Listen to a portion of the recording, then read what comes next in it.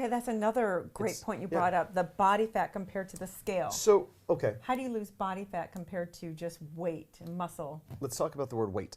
Number one, the word weight doesn't tell you anything. The word weight, it doesn't tell you whether it's bone mass, it doesn't tell you whether it's fat or it's muscle or it's water. The word weight just encompasses what that number is on the scale. That number doesn't matter. You don't know what your body composition is unless you actually go do a body composition test, a body fat testing, which there's several different ways to do that. There's the little pinch test, not very accurate. If you're really going to do it, do the hydrostatic. What's obese for fat? It's different. It's different for men. It's different for women. It's different. Yeah, it depends on your height, your weight. I mean, it changes too. And there's some people that say, well, if your body fat percentage is 30% above what you're supposed to be, then you're obese.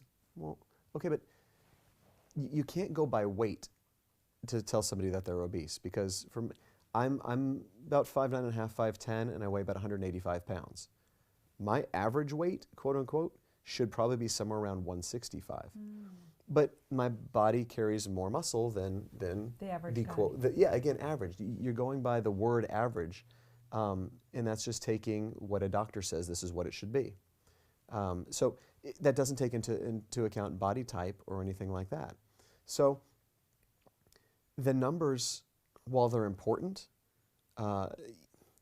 you have to take more into account than just looking at a scale and saying, oh, I gained 3 pounds yesterday. You probably didn't gain 3 pounds yesterday. You probably took in more water, possibly more sodium, and you're retaining more water. Perhaps you even lifted heavy weights yesterday, and so your body is retaining blood and water in those muscles while it's going through repair and recovery. Over the next 18, 24, 36 hours, your body's going to flush through that. Your body's going to also start eating up excess body fat to use as energy. You're going to be stripping body fat. You're going to be building lean muscle. I know I'm going through a lot of things very quickly, and not all of this happens overnight. It takes months and months to happen. But that is the process that your body goes through. And so your body will transition from heavy to strong, not from fat to skinny. If you're lifting weights and you're allowing your body to change, if you're nourishing your body correctly, giving it the proper protein and the nutrients, your body will start to build lean muscle. Again, not bulk. Don't get that confused with mass and bulk. Lean muscle. And when your body's building lean muscle, it starts using more body fat. It starts burning more body fat to maintain the lean muscle. Yeah, that's what you were doing when I was working out with you. And exactly. I thought, oh, I don't want to lift this. I don't want to get the bulk. And you're like, you won't. Right. Another one of the things that I always try to tell people is the only thing that you can lift that's going to make you bulky is your fork. You can't. I love that. There's no weight that you can lift that's going to make you bulky. Yeah, you're not going to look like Arnold Schwarzenegger if you're doing 12 pounds. It's like, no, I don't want to look like that. Well, I have so many women that come into class and they think, I can't lift a 5-pound weight or my arms get big. Okay, let's take this back a step. The first thing I do is I go over and I pick up their purse. The average purse weighs 7 to 12 pounds. So mine certainly does. Yeah. You carry that thing around all day. So that would make you bulky by what you're telling me. It doesn't. Number 2, do you have kids? I know you do. So carrying the kid right. is, yeah. How heavy is she 20, now? 25 pounds. Bingo. Yeah. 20, 25. I mean, even 8 pounds or even 20 pounds, even 30 pounds. If you lift your kids up and you pick them up and move them around, you're playing with them.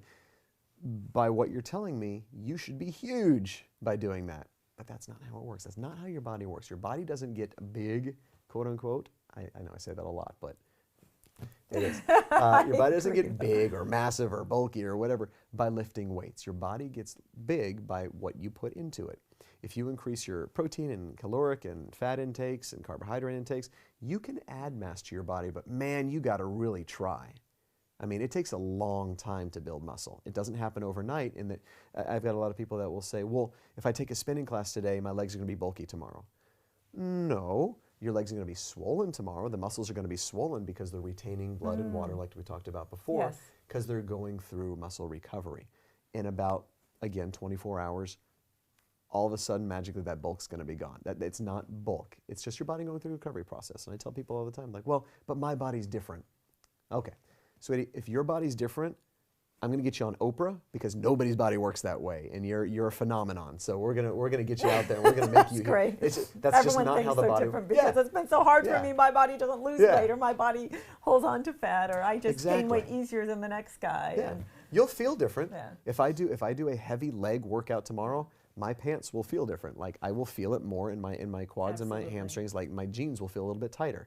That doesn't mean my legs got bigger overnight. Right. Could you imagine how big people would be if that's the way it worked? Exactly. You wouldn't be able to fit through a doorway. Right. If that's how the body worked, you wouldn't be able to fit through a doorway or sit in a car. That's just not how it works. I get the mentality of it, but now you got to think logically.